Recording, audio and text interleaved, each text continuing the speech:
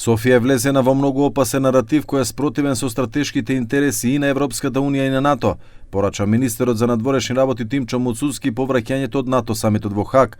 Додава дека наративот од Софија одговара на трети страни кои сакаат нестабилност во регионот. И она што го прави Софија во последниот период, оној експлицитен обет од кој што ние стравуваме и против кој што со сите наши сили ќе се бориме за редефинирање на нашиот идентитет, е ретрограден, не му користи на регионот и не им користи на крајот на ден на народите на двете држави, кои што за жал заради таквиот однос се повеќе оддалечени едни од други. Тој не смета дека во Македонија постои говор на омраза и како што рече, доколку некој за говор на омраза ја смета нашата потреба од афирмација на македонскиот јазик и идентитет, тогаш проблемот е поголем и од она што мислиме дека го имаме како проблем.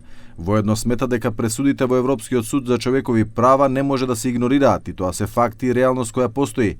Што се однесува до извештајот за Македонија, за кој имаше бурни реакции од бугарски европратеници, а кој беше изгласан во Комитетот за надворешни работи на Европскиот парламент, вели дека историски, но не бил момент на триумф.